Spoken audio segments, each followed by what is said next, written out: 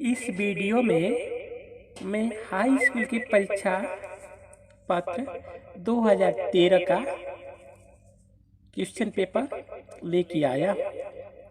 हिंदी केवल प्रश्न पत्र। समय है 3 घंटे 15 मिनट। तो आइए हम देखते हैं क्वेश्चन नंबर 1। पहला का क है। क्वेश्चन क्या है? निम्नलिखित कथनों में से कोई एक कथन सही है, उसे पहचान कर लिखिए। क्या है कि क्वेश्चन नंबर 1 में जो क रहेगा तो उसमें से 4 प्रश्न रहेगा। आपके सामने 4 प्रश्न रहेगा, तो उसमें से एक प्रश्न सही रहेगा, उसे पहचान के लिखना होगा कि कौन सा कथन सही है। आइए हम देखते हैं। ख, निम्नलिखित कृतियों में से किसी एक लेखक का नाम लिखिए। इसमें क्या कर रहा है कि इसमें से एक लेखक का नाम लिखना है आपको। इंद्रजाल, तीर्थशील, इसमें से घनानन और भूषण रीत के धाराओं के कवि। क्वेश्चन नंबर 2 में घनानन और भूषण रीत काल के किसी धारा के कवि क्या रहा।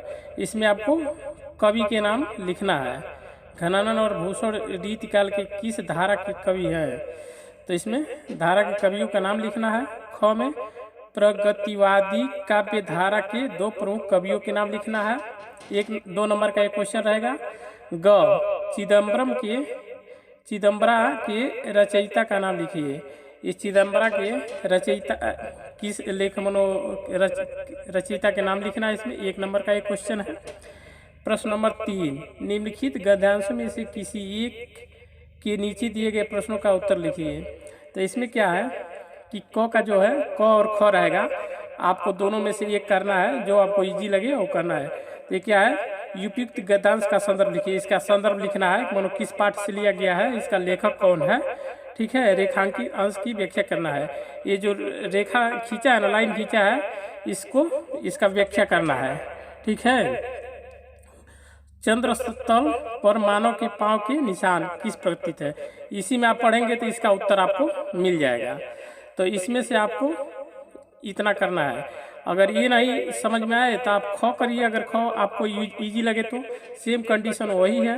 उपयुक्त गद्यांश का संदर्भ लिखिए, गद्यांश के रेखांकित अंश की व्याख्या कीजिए, और जनसंख्या किन बातों से आंदोलित हो उठा।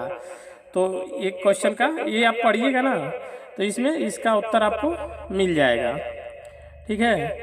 प्रश्न नंबर 4।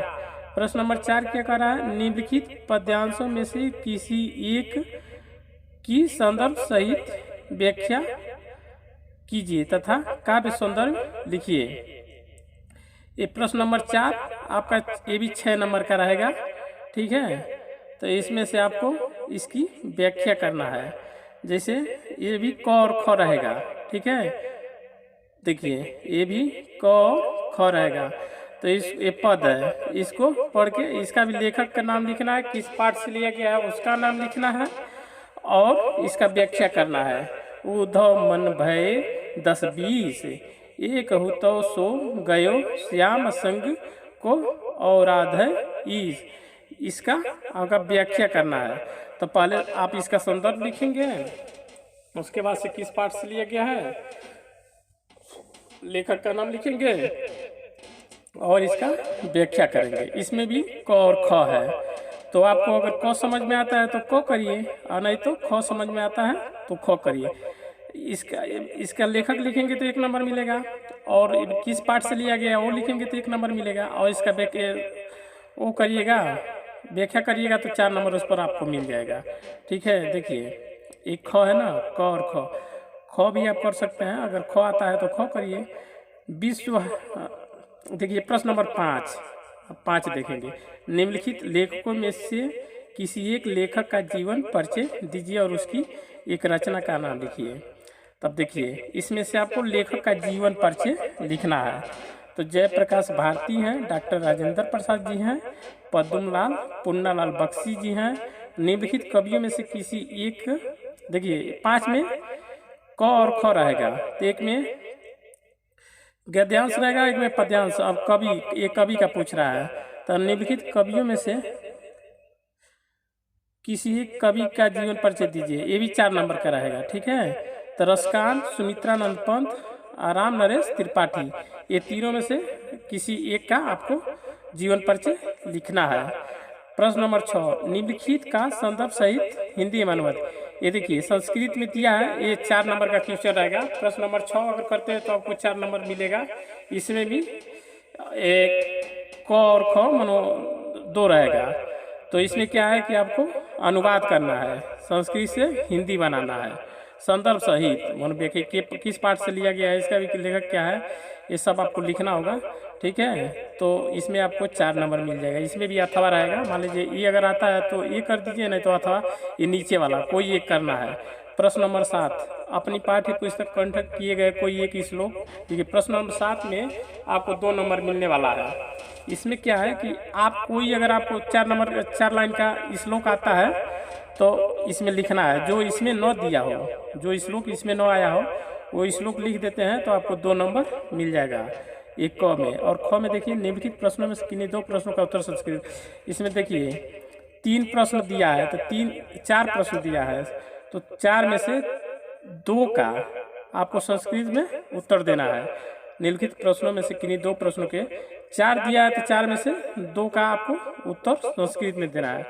8वां देखिए, 8वां क्या कह रहा है, हास्य रस की परिभाषा, हास्य रस की परिभाषा बताना 8वां में। ये प्रश्न नंबर 9 आ गया। निम्नलिखित उपसर्गों में से किन्हीं 3 के मेल से एक शब्द बने। इसमें क्या है, अधि, अधि है ना, तो अधि और अन, सह, नीर, अभि, चरि, इसमें आपको एक एक शब्द बनाना है। ठीक है, अब देखिए एक का हो गया ख में, निम्नलिखित में से किन्हीं 2 प्रत्ययों का प्रयोग करके एक शब्द बनाइए। इसमें से आपको शब्द बनाना है, ये एक 2 नंबर का रहेगा। इसमें से 2 बनाना है, हट, वाह, पन। निम्नलिखित में से किन्हीं 2 समास विग्रह कीजिए तथा समास का नाम लिखिए। इसमें समास आपको करना, ये भी 2 नंबर का रहेगा, ग का भी ये 2 नंबर का रहेगा। निम्नलिखित 2 समास विग्रह कीजिए तो समास का नाम लिखिए। चौराहा, अंजल। अब देखिए प्रश्न नंबर 11, निम्नलिखित विषयों में से किसी एक विषय पर निबंध लिखिए। 11 आपका प्रश्न नंबर 11 6 नंबर का रहेगा।